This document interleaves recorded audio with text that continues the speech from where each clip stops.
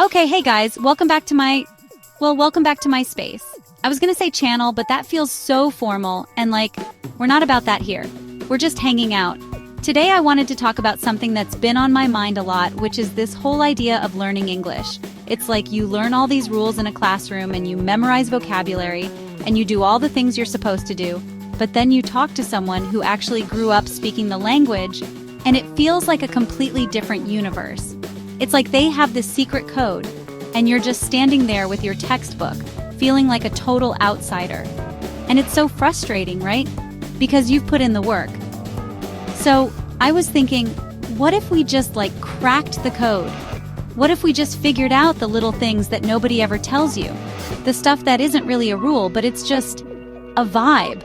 The things that make you sound less like you're reading from a script and more like you're just talking. Because honestly, that's the whole point. It's not about being perfect, it's about connecting with people. It's about being able to just chill and have a conversation without overthinking every single word. That's what we're going to get into today. We're going to dissect the small, weird, and honestly kind of random things that make English sound like, well, English. We're not doing a boring lesson today. I refuse. We're going to look at the stuff that genuinely makes a difference. The little phrases, the weird pronunciation things, the shortcuts that everyone takes but no one ever teaches. Think of this less as a class and more as me just letting you in on a bunch of secrets. Like I'm passing you a note in the back of the classroom with all the answers on it. By the end of this, my hope is that you'll feel a little more confident, a little more relaxed, and ready to just go out there and talk without that little voice in your head telling you you're doing it wrong. So, grab a coffee, or a tea, or whatever your drink of choice is. Get comfortable, and let's just figure this out together. Okay, first up, let's talk about something that seems so small, but it's actually a huge tell. It's the whole to versus very thing. I know, it sounds ridiculously simple, but I swear it's one of those things that instantly separates a textbook speaker from a native speaker. We're all taught that they basically mean the same thing, like a lot.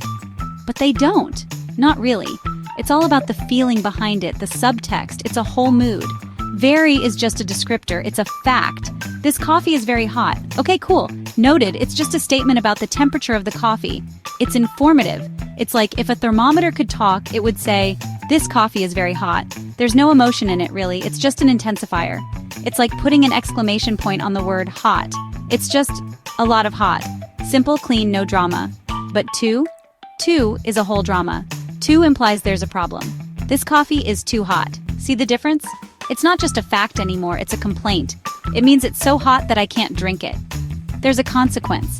The heat has crossed a line from being just a lot to being an excessive, problematic amount. It's the difference between, wow, that movie was very long, and, that movie was too long. One is an observation, the other is a reason you're annoyed and your butt hurts from sitting. So, think of it like this. Very is about observation, and to is about capacity or a negative result. The bag is very heavy just means it weighs a lot. The bag is too heavy means I can't lift it or I'm going to hurt my back trying. It implies a limit has been reached. It's a subtle shift, but it changes the entire meaning from a neutral statement to a personal feeling or problem. Let's do a little quiz. Don't stress, it's a no-stakes situation. In the comments, tell me which one feels more natural for these situations. Situation 1. You're describing a beautiful sunset to a friend. Is it very beautiful or too beautiful? Situation 2. You're trying on shoes and they're squeezing your feet. Are they very small or too small? Just drop your answers below. It's honestly just about getting the feel for it, and once you get it, you can't unsee it. Alright, let's move on to something that I think is fundamentally important for just, existing in a casual conversation. It's the greeting. We all learn, hello, how are you? And it's fine, it's polite, it does the job. But it's also incredibly formal. It's what you say to your friend's grandma. It's what a robot in a sci-fi movie would say. Nobody, and I mean nobody, walks up to their friend and says, hello, how are you? It just doesn't happen. So, what do you say instead? The ultimate, all-purpose, fits-every-situation phrase is, what's up? It is the Swiss Army knife of greetings. It can mean hello. It can mean, how are you? It can mean, what are you doing right now? It can mean, what's new in your life? It can mean all of those things at once, and the crazy part is, everyone just understands what you mean based on the context. It's a beautiful, efficient little phrase. And the best part is the response. If someone says, what's up? To you, you have so many options. You can literally just say not much or nothing much, and that's a complete acceptable answer. It's a social cue that means, I acknowledge your greeting and things are normal. You can also respond by actually saying what's up, like, oh, not much, just grabbing a coffee before I head to work. It opens the door for a conversation, but it doesn't force it. It's also about the delivery. Hello, how are you? Is stiff. What's up? Is relaxed. You can say it with a little nod. You can say it as you're walking past someone. It's low effort, and that's key. Sounding native is often about sounding relaxed and not like you're trying too hard. Using what's up immediately signals that you're in on this casual, unspoken social contract. It's like a secret handshake. So my challenge to you is this. The next time you would normally say hello, just try swapping it for, what's up? See how it feels. It might feel weird at first, like you're an actor in a movie, but trust me, it's one of the fastest ways to break down that formal barrier and just sound like one of the crew. It's a small change with a huge impact on the overall vibe of your conversation. It's less I am learning English and more I speak English. Okay, deep breath. We need to talk about the sound. I know. It's the final boss of English pronunciation for so many people. It's this weird, airy sound that doesn't exist in a lot of other languages. And it just feels awkward to make. You have to stick your tongue out a little bit and it feels unnatural, like you're about to lick something, which is not usually the goal in a conversation. But we have to conquer it. Let's break it down mechanically because sometimes that helps demystify it.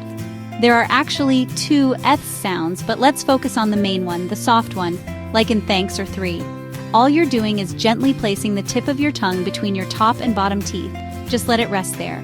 Then you just blow air out. That's it. It's not a hard sound, it's just air. Try it with me. Put your tongue between your teeth and just, like a slow leak in a tire. Now let's put it into words. Let's do it slowly. Thanks. Theory. The rough. Feel that little puff of air? That's the whole magic trick. The mistake a lot of people make is they turn it into a D sound, danks, or a T sound, tanks, or even an S sound, sanks. And while people will probably understand you, it's one of those tiny things that immediately flags you as a non-native speaker. Mastering this one little sound makes a world of difference. But now, here's the secret. Here's the bonus tip that no one tells you in class. After you've practiced and perfected your beautiful, crisp, the sound, you need to know that native speakers are lazy. And sometimes we don't even say it properly ourselves. In super casual, fast speech, especially with words like them or the can get squished into more of a D sound. Did you see them instead of did you see them? So, what's the takeaway here? It's a paradox, I know. You have to learn how to do it perfectly so that you have to do it imperfectly like a native speaker. It's about control. You need to be able to produce a perfect thanks and through, but also understand the rhythm and laziness of real, everyday speech. Practice the proper way until it's second nature. And then you'll start to notice when and how native speakers cheat. It's like learning the rules of painting just so you know how to break them. Vocabulary is a weird one. You can memorize lists of words, you can use flashcards, you can have an amazing, sophisticated vocabulary, but still be missing the words that people use to describe their lives right now. Textbooks are always like 5 to 10 years behind culture. They're teaching you how to say, I enjoy watching television programs, when everyone else is talking about their latest binge watch. Which brings me to the word of the day, the word you absolutely need, binge watch. This word is like a cornerstone of modern conversation. It didn't really exist in a widespread way 15 years ago, but now you can't get through a week without hearing it or saying it. It's essential. It's what we do now. Our lives are structured around it. So, what does it even mean? To binge something originally meant to indulge in an activity to excess, usually eating or drinking, like a food binge. So, binge watching is taking that idea and applying it to television. It means watching multiple episodes of a TV show in rapid succession, in one sitting, or over a very short period of time. It's not just watching 2 episodes, it's watching 5 or 10 or an entire season in a weekend.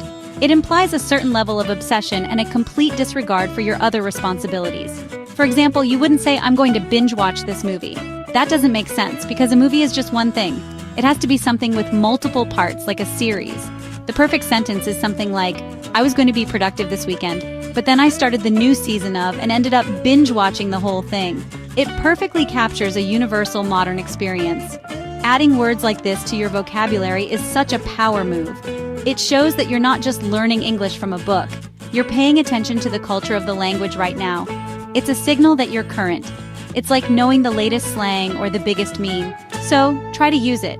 Think about the last show you couldn't stop watching. You didn't just watch it. You binge-watched it. See, it just fits. This last one is maybe the most important for sounding natural, and it's all about sentence structure, but not in the boring grammar way. It's about the rhythm and the flow. The number one thing that makes speech sound robotic is when every single word is pronounced perfectly and separately. I am going to go to the store. It's correct. But nobody talks like that. It's too clean. Real English is messy. The first and most basic step is using contractions. This is something you probably already know, but maybe you're not using them enough. You have to use them all the time. It's not I am, it's I'm, it's not you are, it's your, it's not do not, it's don't. Using the full version often signals that you're trying to add emphasis. Like if someone accuses you of not caring, you might say, I feel that way, to be extra firm. But in 99% of normal conversation, it's contractions all the way.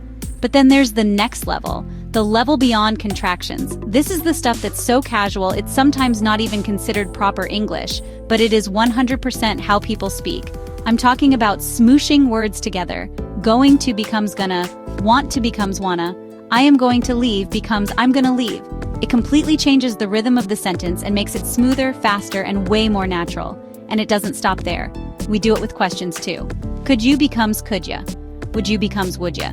What are you becomes what ya. So what are you doing? Turns into what ya doing? It's like we're allergic to pronouncing every single sound. We're always looking for the shortest, most efficient path from our brain to our mouth. Now, you don't want to like this in a formal email, obviously. This is for speaking. But it's essential for sounding authentic. Practice saying them out loud. I'm gonna go. Want to get some food? Could you help me? It might feel strange at first, but your mouth will get used to the new shapes. Listen for it when you watch movies or TV shows. You'll start to hear these shortcuts everywhere. And once you start using them, your English will instantly have that relaxed, effortless flow that is the ultimate goal.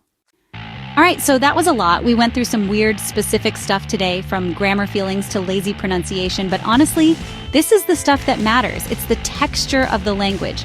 Learning the textbook rules is like learning the names of all the ingredients. But this stuff, this is learning how to cook. It's about how you combine everything to make something that feels good and tastes right. It's about the vibe. Don't feel like you have to be perfect with it overnight. That's not the point. The point is just to be aware of it. Start listening for these things when you're watching movies or listening to podcasts. Notice how to and very are used. Listen for what's up. Pay attention to how words like gonna and wanna just flow together. The more you hear it, the more natural it will feel when you try it yourself. And you should definitely try it. Pick one thing from this video and try to use it this week. Maybe it's just trying to get the sound right, or maybe it's throwing out a casual what's up instead of hello. Just play with it. Language is supposed to be playful and alive, and I hope this helped make it feel a little less like a scary test and more like something you can actually have fun with. Let me know in the comments how it goes, or if you have any other weird English questions you want me to break down. I'm genuinely curious. And if you liked this and want to hang out and figure out more of this stuff together, you know the deal. Subscribe, hit the bell, all that jazz. But yeah, that's it. Keep practicing, keep talking, and don't be afraid to sound a little messy. It just means you're doing it right.